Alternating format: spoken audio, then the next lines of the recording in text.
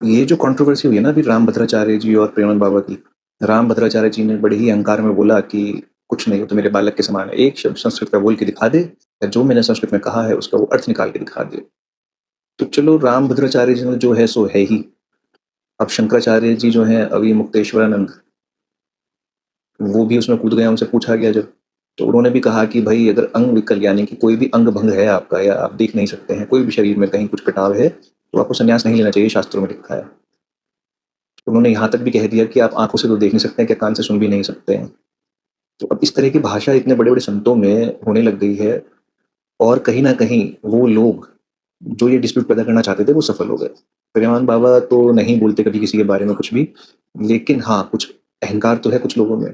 कुछ उनकी प्रसिद्धि से भी लोगों को खलबली है थोड़ा, क्योंकि सब मामला ये पैसे का है। सबको लगता है कि हमारा जो हिस्सा है वो कहीं और बट रहा है, और धन की लड़ाई में तो बहुत ज्यादा है। जो राम भद्राचार्य जी हैं, उनके तो पहले भी ऐसे कई वक्तव्य रहे हैं कि ब्राह्मण को ब्राह्मण में ही लड़वा दे वो आपस में, कि ये ब्राह्मण उसको उचित नहीं मानता, वो ब्राह्मण उसको उचित नहीं मानता, ब्राह्मण ये ब्राह्मण वो, ये पांडे हैं ये वो है। तो उन्होंने तो वहीं पे इतना फूट डालने का काम करा है। अभी उन्होंने यहाँ पे भी फूट डालने का काम कर दिया।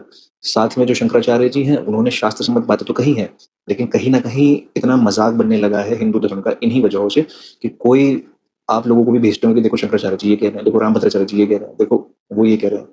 क्लैरिफिकेशन देने पड़ रहे हैं उनके भक्तों को कि नहीं, वो दोनों ही पूजनीय हैं। जैसे इंद्रेश जी हैं, अब उनके लिए बड़ी मुसीबत हो गई, क्योंकि वो तो बागेश्वर वाले धीरेन्द्र शास्त्री को अपना दोस्त बताते हैं। अब उनके गुरु रामभद्राचार्य जी हैं, और इधर वो वृंदावन के जो संत हैं इनकी बुराई कैसे करें, उधर वो उनकी बुराई कैसे करें। किसी को ना वो सही कह सकते ना गलत कह सकते। तो इन लोगों के लिए भी समस्याएं खड़ी हो गई कि अपना अपना वक्तव्य दे रहे हैं। तो कुल मिला के हो क्या रहा है, सनातन धर्म का मजाक। और शुरू से ब्राह्मणों ने, पंडितों ने यही किया है, इस धर्म का मजाक ही बनवाया सिर्फ अपने फायदे के लिए। जो इनको समझना चाहिए और इस पे लगाम लगानी चाहिए, ठीक है, आप विद्वान होंगे, लेकिन फिर वही बात आ जाती है शंकराचार्य जी ने जो कही है कि फिर आप प्रूफ दीजिए कि 23 भाषा आपको आती है, और आपको 1.5 लाख पन्ने याद हैं। उन्होंने बोला कि 150 पन्ने, उसमें से जो पन्ने हैं आप वो सुना दीजिए, हम मान जाएंगे, आपके जय जयकार करेंगे। फिर वही बात है, खाली ढोल बजा बजा के मैं कहने लगूँ, जैसे हमारे मोदी जी भी कहते हैं विकास हो गया, बहुत विकास हो गया, योगी जी भी कह रहे हैं उत्तर प्रदेश में बहुत विकास हो गया। 11-11 बजे तक तो कूड़ा नहीं उठता है। सड़कों की हालत आपको बताइए, बारिश में क्या हुई है, पानी भरा आपकी। और जब ये पेट्रोल की भी कंट्रोल से चल रही है, इसमें एथेनॉल 20% क्रेडिट, कितने व्हीकल उससे खराब होने, लोगों का एवरेज 25 से 30% तक गिर जा रहा है।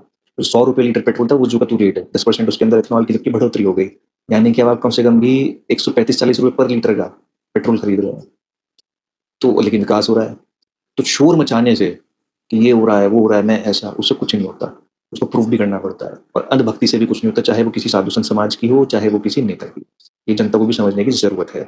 और हमारे साधु संतों को, ये जो हमारे धर्म गुरु हैं, इनको तो विशेषकर इन सब चीजों से बचना चाहिए। कहाँ तो हम एक सनातन धर्म की प्रसार की बात करते हैं, और कहाँ यही लोग हम लोगों को शर्मिंदा करवाते हैं। सोचना आपको है कि कौन सही कौन गलत। अहंकार तो रावण का भी नहीं टिका था, राम को उसी को मारने आना पड़ा था। रावण को नहीं मारा था उन्होंने अहंकार को मारा था। और राम भद्राचार्य जी अपने आप को रामानंदाचार्य बताते हैं। अब कौन से रामानंदाचार्य हैं पता नहीं, तुलसी पीठ अपने आप ही बना दिया। तुलसी जी के लिखे ग्रंथों में उन्होंने कमियां निकालनी शुरू कर दी। हनुमान चालीसा को भी गलत बताते हैं, अपनी ही रामचरितमानस उन्होंने बना दी थी। कोर्ट में भी जो लेके गए हैं वो अपना ही कुछ ग्रंथ लेके गए थे, जो रिजेक्ट कर दिया गया। तो खाली मोदी जी को दोस्त बताने से, मेरे बहुत अच्छे दोस्त हैं, मेरे बहुत अच्छे दोस्त हैं, राम मंदिर के उद्घाटन के समय पे रख दिया था ना आपको एक लकड़ी की बल्लियां लगा के एक दूसरी साइड, यही आपकी दोस्ती।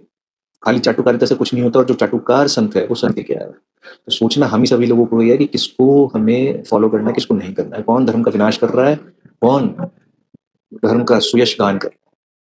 तो प्रेमन बाबा बढ़िया कर रहे हैं, अपना नाम मंत्र उन्होंने दे रखा है सबको, सब उसे जपें। और कलयुग नाम आधारा, कलयुग में नाम से ही होगा, मंत्र से नहीं होगा, क्योंकि मंत्र आप यहाँ गलत भी कर सकते हैं। उसके लिए फिर आपको जो मंत्र करने के बाद दशांश हवन तर्पण मार्जन करने पड़ते हैं, उसके लिए जो शुद्ध सामग्री की आवश्यकता है वो भी कहाँ मिलती है आजकल। तो उल्टा आपको संभावनाएं हैं कि दोष ही लगे उन सब प्रोसेस को करने में। तो इसलिए कलयुग नामधारा कहा गया है, क्योंकि यहाँ चीजें शुद्ध होंगी नहीं। जब शुद्ध होंगी नहीं, आपने अग्नि में सामग्री डाल दी, आपने घी डाल दिया, वो घी कैसा है, उसके अंदर कोई मच्छर आदि कोई जीव तो नहीं था, या सामग्री के अंदर कोई जीव तो नहीं था, काले तिल के अंदर कोई जीव तो नहीं था, जिसको आपने अग्नि में डाल दिया। उससे आपको और उल्टा पाप ही लगने वाला है। तो वो माहौल, वो सुविधाएं नहीं रही हैं जहाँ पे इतना सब कुछ किया जाए ना। वो आपके पास सुविधाएं हैं, अगर हैं तो जरूर कीजिए, नहीं है तो नाम सबसे अच्छा है, और उसी को प्रेमानंद बाबा प्रमोट करते हैं। और शंकराचार्य जी ने ये भी बात बहुत सही कही, संस्कृत की बात है ये, कि जब भी किसी का संबोधन होता है तो विभक्ति संबोधन है ना वो, तो उसमें अगर हम कहते हैं हे राधे हे कृष्ण, तो हे जो लगा है ये कृष्ण, ये संस्कृत ही हो जाती है। तो सुबह शाम वो संस्कृत ही बोल रहे हैं। और संस्कृत बोलने के हमारी बॉडी पे, हमारे ब्लड प्रेशर पे भी बहुत अच्छे इम्पैक्ट्स आते हैं।